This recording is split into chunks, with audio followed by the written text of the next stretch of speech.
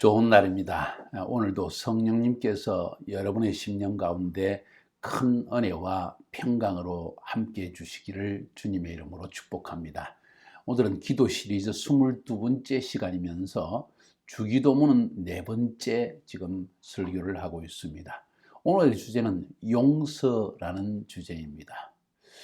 자, 주기도문을 주님이 가르치실 때 우리에게 먼저 하나님과의 관계성이 중요하다.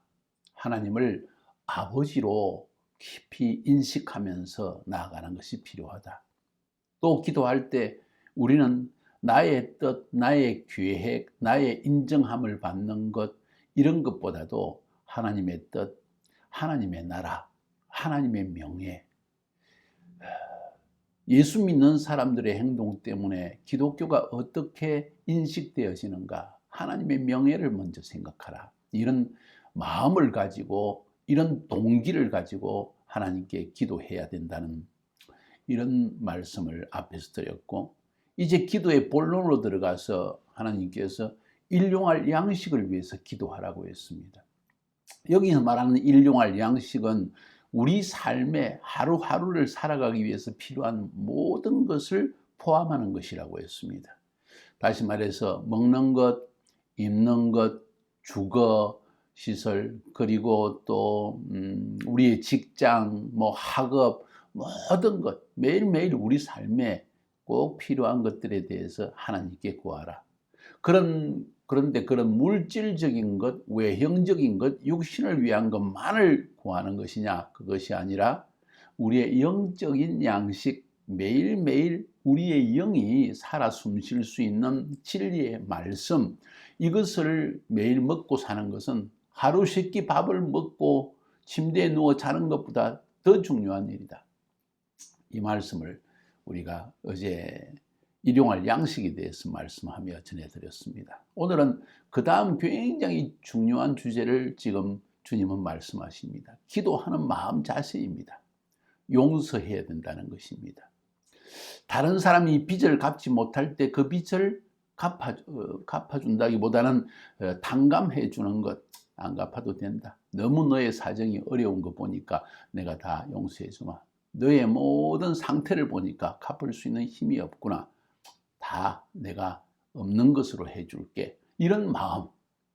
너가 나한테 많은 죄를 지었고 너가 나에게 정말 마음 아픈 일을 많이 했지만 내가 너를 용서해 주시마 하는 이런 마음으로 하나님께 나아가서 기도해야 된다는 것을 가르치고 있습니다. 그래서 오늘 주제를 이야기할 때 마태복음 우리가 6장을 계속 주기도문의 기본 제목을 가지고 이야기하고 있죠. 하늘에 계신 우리 아버지, 이름이 거룩히 여김을 받으시오며 나라가 임하옵시며 뜻이 하늘에서 이루어진 것 같이 땅에서도 이루어지다. 오늘날 우리에게 일용할 양식을 주옵시고, 오늘 주제는 우리가 우리에게 죄 지은 자를 사하여 준 것 같이 우리 죄를 사하여 주옵시고 하고 이야기합니다. 우리가 우리에게 죄 지은 자를 사하여 준 것 같이 우리 죄를 사하여 주옵시고, 죄 용서에 대한 이야기. 사실은 원문에 보면 죄 용서라는 이야기보다도 이것은 빚을 탕감하는 이야기입니다. 우리가 우리에게 빚진 자의 모든 빚을 탕감해 준 것과 같이 우리의 빚도 탕감하여 주옵소서. 사실은 이런 이야기입니다. 원문적으로 보면.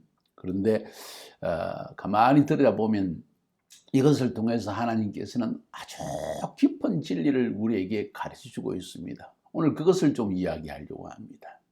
그래서 제목을 저는 용서 없는 기도는 응답되는가 하는 제목을 한번 삼아봤습니다.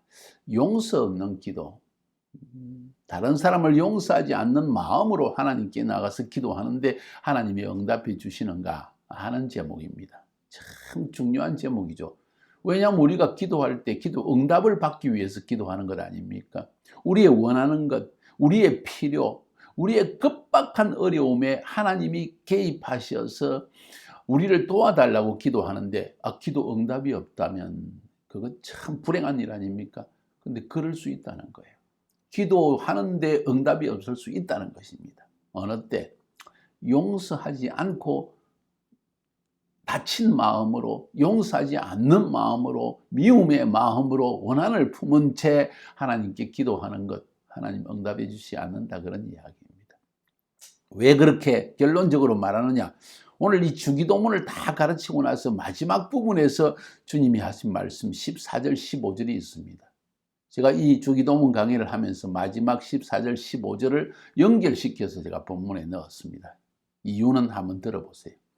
너희가 사람의 잘못을 용서하면 너희 하늘 아버지께서도 너희 잘못을 용서하시려니와, 너희가 사람의 잘못을 용서하지 아니하면 너희 아버지께서도 너희 잘못을 용서하지 아니하시리라.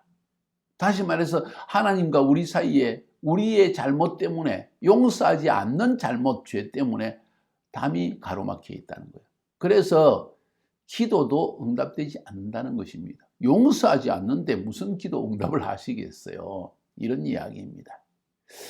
그러니까 지금 오늘 주제는 용서하지 않는 마음으로 하나님께 나아가서 기도할 때 응답이 되겠느냐 하는 이야기예요. 안 된다는 것입니다. 자, 그러면서 제가 한번 다시 주기도문의 내용을 가만히 살펴보면 굉장히 심오한 내용을 담고 있습니다. 기도할 때 기도의 자세는 이렇게 해라. 이렇게 기도해라. 하늘에 계신 아버지다. 너의 뜻, 너의 명예, 너의 나라를 구하지 말고 하나님의 나라, 하나님의 뜻, 하나님의 왕국, 하나님의 그 이름을 기억하고 하나님의 명예를 먼저 생각하면서 기도해라. 그리고 매일매일 너희들이 이 땅에 살면서 일용할 양식이 얼마나 중요하겠느냐. 하나님께 온전히 의존적으로 하나님이 나를 먹이시고 입히신다는, 하나님이 나의 삶의 주인이시라는 로드십, 주대심, 예수님이 우리의 주님이 되신다는 이 인식을 가지고 기도해라. 먹고 사는 건 하나님의 손에 달려있다. 이 말씀을 지금 하고 있는 거예요. 그러면서 그 다음에는 우리 인간과의 관계 속에서에 대한 이야기를 합니다. 매일매일 살기 위해서는 하나님이 먹여주신다는 것을 기억해라. 그 다음에 너희들의 삶에 중요한 것은 사랑과의 관계에서 중요한 것이 있다. 그건 용서하는 마음이 굉장히 중요하다. 근본 이유가 뭔지 아십니까? 우리가 죄인이기 때문입니다. 우리 모두는 아담의 범죄 이후에 우리 속에 죄악된 본성을 가지고 태어납니다. 소위 철학적으로 이야기할 때, 도덕론에서 이야기할 때 선악설이라고 말할 수 있습니다. 우리 안에 악한 본성을 가지고 태어난다는 겁니다. 어떤 사람은 성선설을 주장합니다. 태어날 때 착한 사람으로 태어나는데 사람은 본성이 원래 선한 것인데 환경 때문에 악하게 되어졌다 하는 이야기입니다. 자, 우리 안에 선한 마음도 있습니다. 하나님의 본성이 있기 때문입니다. 그러니까 성선설, 성악설 다 저는 맞다고 생각합니다. 일부분만. 자, anyway, 그래서 우리 삶 가운데 모두가 죄인이기 때문에 그 죄인의 삶에서 가장 중요한 요소가 무엇일 것인가 한번 생각해 보세요. 용서입니다. 그래서 하나님께서 우리 인간에게 보여주신 가장 큰 사랑의 표현은 용서입니다. 너희 모든 죄를 용서해 주마. 그런데 값싼 용서가 아니다. 절대 값이 싼 용서가 아니다.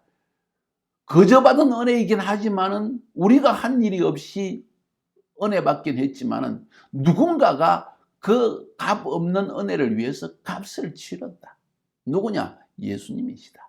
십자가 위에서 우리의 모든 죄를 대신 짊어지시고 죽으셨기 때문에 우리가 이 은혜를 죄사함이라는 값비싼 은혜를 얻게 되는 것이다. 피를 흘리신 것이다. 채찍에 맞으신 것이다. 그리고 죄 없는 분이 죽으셨다. 왜? 우리 죄를 대신 짊어지셔서 죽으신 것이다. 그러니까 우리가 용서받은 것은 엄청난 값진 용서이다. 죄사함 너무나 비싼 값을 주고 우리는 얻은 것이다.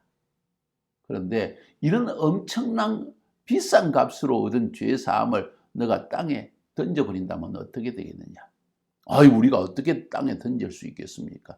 던질 수 있다. 어떻게? 우리도 그런 엄청난 죄를 지었는데도 불구하고 하나님이 용서하셨지 않습니까? 이 은혜를 경험했는데 나에게 조금 잘못하는 사람, 조금이라는 말 어폐가 있을 수 있습니다. 굉장히 우리의 마음을 아프게 하는 일이 있을 수 있습니다. 배신을 당하기도 합니다. 그런데 그것이 엄청 커 보이지만 하나님 보시기에는 하나님이 우리의 죄를 용서하신 그 죄의 분량을 용서하는데 그 분량을 생각해 보면 우리가 받은 상처라는 것은 내가 지은 죄의 분량에 비하면 정말 아무것도 아니라는 거죠. 먼지와 같은 것이라는 거죠. 근데 그 죄를 용서하지 않는 겁니다. 내가 엄청난 죄 용서를 받았습니다. 그런데 형제의 죄를 용서할 수 없습니다. 하나님께서 그걸 보시고 우리의 주인 되신 주님께서 세상을 통치하시고 다스리시고 공평과 정의로 다스리시는 하나님께서 그 모습을 보고 뭐라고 하시겠어요? 아들아 잘했다. 네 마음 이해한다. 그러겠어요? 예, 한편으로는 그러실 겁니다. 우리의 연약함을 보시고 우리의 약함을 보시고 우리의 완악함도 이해하시고 그러나 네가 나에게 얼마나 큰 은혜를 받았는데 그럴 수가 있느냐 말씀하시지 않겠어요? 그 비유를 성경은 우리에게 이미 말하고 있습니다. 마태복음 18장에 보면 그 이야기가 나옵니다. 천국에 대한 이야기입니다. 천국에서 하나님께서 이렇게 행하실 것이다. 진짜 죄를 용서할 것인가 아니할 것인가. 이런 사람을 어떻게 할 것인가에 대한 이야기를 천국, 하나님의 나라는 이런 것이다 하면서 보여주고 있습니다. 하나님의 나라는 어떤 곳인가? 법칙이 있다는 겁니다. 어떤 법칙이 있습니까? 놀라운 법칙이 있습니다. 뿌리고 거두는 법칙이 있습니다. 내가 뿌린 대로 거둔다는 법칙이 있다는 거예요. 우리가 죄를 뿌리면 죄로 혹은 저주로 우리는 그 열매를 거두게 되어 있고 용서를 뿌리면 용서함이 우리에게 돌아올 수 있다. 다시 말해서 우리가 형제와 자매의 잘못과 죄악을 용서해주고 빚을 탕감해 줄 때 하나님께서 그 모습을 보시고 우리에게도 우리가 뿌린 씨앗대로 열매를 하나님으로부터 거두게 해주신다. 그런 의미가 담겨져 있습니다. 마태복음 18장에 보면 천국은 그 종들과 결산하려 하던 어떤 임금과 같으니 하면서 이야기를 하는데 결산할 때 왕에게 1만 달란트를 빚진 사람을 불러들였습니다. 너 왜 갚지 못하니? 갚을 능력이 없습니다. 죄송합니다. 탕감하여 주시옵소서. 혹은 조금만 기다려 주시옵소서. 1만 달란트 하면 우리가 상상할 수 없는 큰 돈입니다. 이건 뭐 몇십억 달러 이 정도 되는 돈이라는 거죠. 탕감해 주었습니다. 이야, 이 은혜는 말로 표현할 수 없습니다. 얼마나 기뻤겠습니까? 지금 감옥에 들어갈 수 없는 상황인데 주인이 불쌍히 여겼다는 겁니다. 너무 불쌍히 여겨가지고 그래 네 사정을 보니 어렵겠구나 하고 탕감해 주었는데 이 사람이 가가지고 자기 친구에게 돈을 빌려줬다는 거예요. 100만 원 빌려줬습니다. 혹은 1000만 원 빌려줄 수 있습니다. 몇십억 달러와 1000만 원 참 얼마 안 되는 돈이죠. 1000만 원 보면 큰 돈 같지만 혹은 100만 원 보면 큰 돈 같지만 이 친구가 자기에게 빚 갚아러 가니까 미안해 형 친구야 조금만 기다려줘. 아니면 좀 용서해 줄 수 없을까? 너는 부자잖아. 목을 딱 붙들고 너 무슨 소리야? 너 나한테 빚진 걸 왜 안 갚아? 너 나한테 빌려달라고 하는데 액을 복걸하면서 반드시 갚는다 해놓고 이게 뭐야? 하면서 그 친구를 감옥에 쳐넣어버렸습니다. 자, 보통 사람의 생각으로 생각해 보자는 겁니다. 하나님께서는. 오늘 마태복음 18장 23절부터 35절까지의 말씀에서 참으로 예수님은 기가 막힌 비유를 보여주십니다. 우리는 엄청난 우리 죄악을 탕감받았다는 겁니다. 몇십억 달러에 속한 빚 갚아야 되는데 안 갚아도 되게 되었습니다. 하나님의 율법에 의하면 이렇게 살아야 되는데 이렇게 살지 않았습니다. 형제에게 자매에게 물질적으로 속이고 엄청난 죄악을 지었습니다. 하나님이 다 용서해 주셨습니다. 깨끗하게 예수의 보혈로 씻어 주셨습니다. 그런데 우리에게 마음 섭섭하게 한 친구가 있습니다. 나를 배신했다는 겁니다. 마음의 원한을 품습니다. 네가 나한테 이래? 하고 그 원한을 품고 용서하지 않습니다. 주님이 이 모습을 지금 우리에게 보여주는 거예요. 그림으로 딱 보여주십니다. 자, 그 주인이 어떻게 할까요? 그 엄청난 돈을 탕감받은 사람이 조그만 돈 빚진 친구에게 찾아가서 목을 붙들고 비틀고 괴롭히다가 감옥에까지 쳐넣었다는 것입니다. 이야기해 줄게요. 32절부터 35절까지 하나님의 심정을 이렇게 예수님은 표현하십니다. 이에 주인이 그를 불러다가 말하되 악한 종아, 악한 종아, 너는 악하다. 네 심령을 돌아보라. 네가 악하지 않느냐? 내가 보여주마. 네가 빌기에 손발이 닳도록 빌기에 내가 네 빚을 전부 탕감하여 주었거늘 내가 너를 불쌍히 여긴과 같이 은혜 베푼과 같이 너도 내 친구를 불쌍히 여기는 것이 마땅하지 아니하냐? 하고 주인이 노하여서 그 빚을 다 갚도록 그를 옥졸들에게 넘기시니라. 그 말은 마음 편치 못하는 인생을 살게 되었다는 것이지. 징계를 받는 것입니다. 저는 심판이라고 말하지 않고 징계라는 표현을 썼습니다. 징계를 주는 겁니다. 내가 사랑하여서 죄를 다 용서해 준 내 자식이 다른 친구에게 그런다는 모르고 이 나쁜 놈, 내 너를 징계하겠다. 그래서 감옥에 쳐넣어버렸다는 겁니다. 너도 좀 마음이 아파봐야 되지 않겠니? 그래야 정신 차리지 않겠니? 이런 이야기입니다. 너희가 각각 마음으로 형제를 용서하지 아니하면 나의 하늘 아버지께서 너희에게 이와 같이 하시리라. 너희가 마음으로 형제를 용서하지 아니하면 나의 하늘 아버지께서도 너희에게 이와 같이 하시리라. 너희가 마음으로 형제를 용서하지 않고 꿍 하고 붙들고 있으면 하나님도 꿍 하고 너에게 징계의 맛을 좀 보여줄 수 있다. 채찍으로 때리신다는 겁니다. 자, 여기서 한 가지 말씀드리고 싶은 것은 이 본문의 말씀, 마태복음 18장 말씀, 그리고 주기도문에서 말씀하고 있는 우리가 우리에게 죄 지은 자를 사하여 준 것 같이 우리 죄를 사하여 주옵시고 하는 이야기. 또 너희가 사람의 잘못을 용서하면 너희 하늘 아버지께서도 너희 잘못을 용서하려니와 너희가 사람의 잘못을 용서하지 아니하면 너희 아버지께서도 너희 잘못을 용서하지 아니하리라. 아버지, 이런 표현을 쓴 것을 볼 때 이 말씀들은 이미 예수 믿는 사람들에게 이야기하는 겁니다.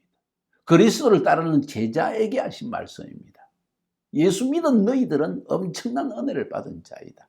엄청난 죄 탕감을 사함을 받은 자들이다. 그런데 너에게 조금 잘못하는 형제의 마음을 꽁 해가지고 용서하지 않고 있다면은 나도 너에게 그렇게 한번 해볼까 하는 이야기입니다.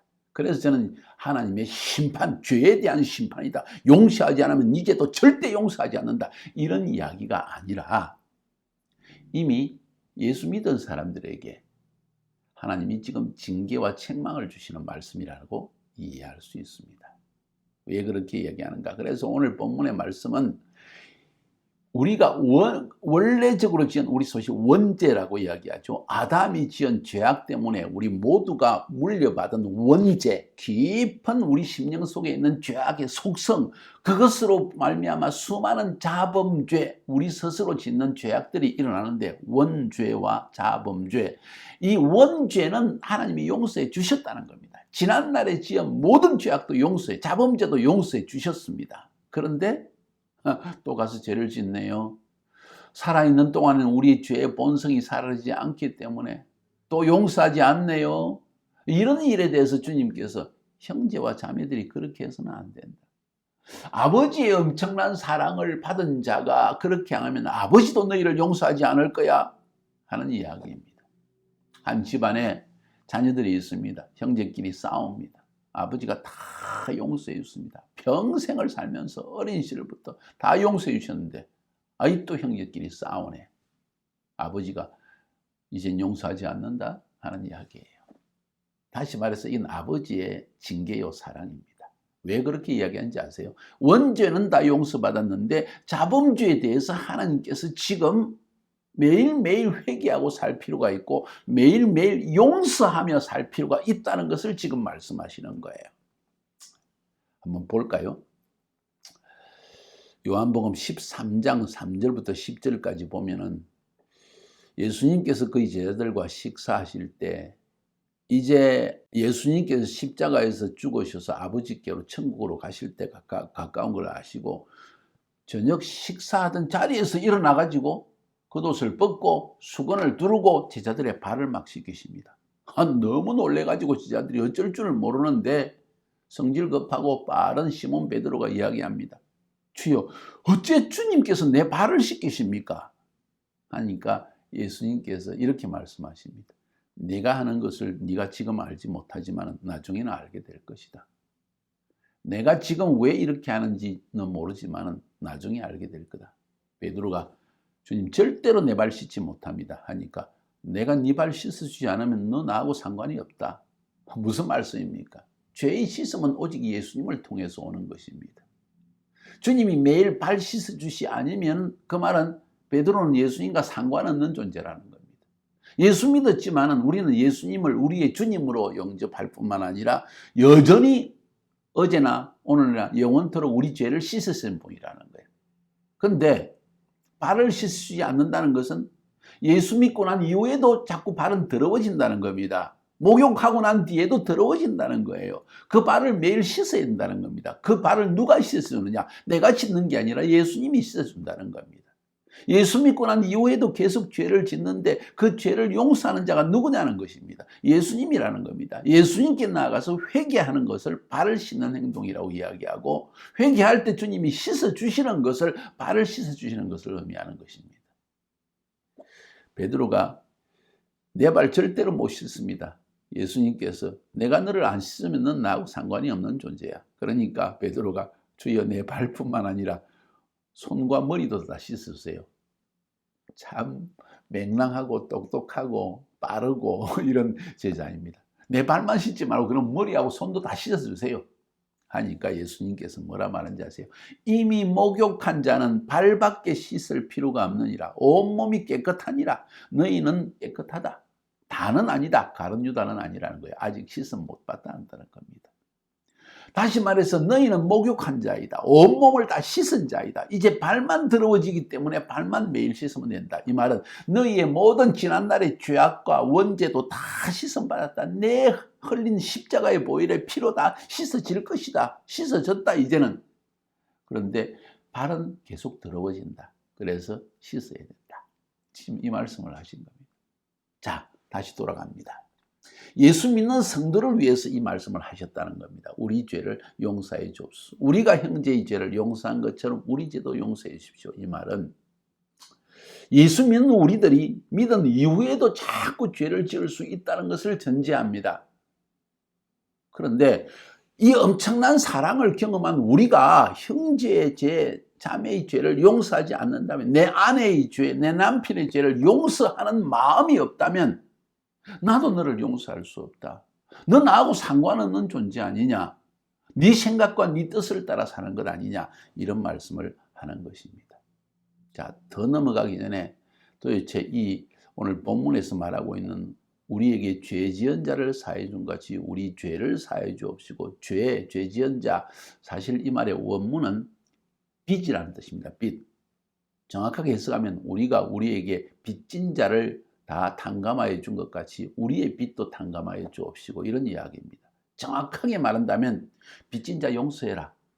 너희들이 내게 와서 기도할 때 하나님, 내가 이 친구의 모든 빚도 다 탕감해 주었으니 내 빚도 탕감해 주세요. 기적적인 방법으로 내 빚도 다 용서받는 은혜를 베풀어 주옵소서. 하나님과 무슨 빚을 졌습니까?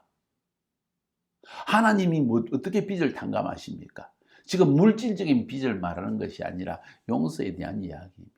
그래서 14절 15절에 너희가 사람의 잘못을 용서하면 너희 하늘 아버지께서도 너희 잘못을 용서하려니와 너희가 사람의 잘못을 용서하지 아니하면 너희 아버지께서도 너희 잘못을 용서하지 않으리라. 아버지, 하늘에 계신 나의 아버지, 다시 말해서 예수 믿는 사람들에게 이미 예수님 하나님께서 엄청난 사랑으로 죄 용서를 해주셨는데 또 너희들이 하나님 앞에 범죄해서 하나님께 빚진 자가 된다면 안 된다.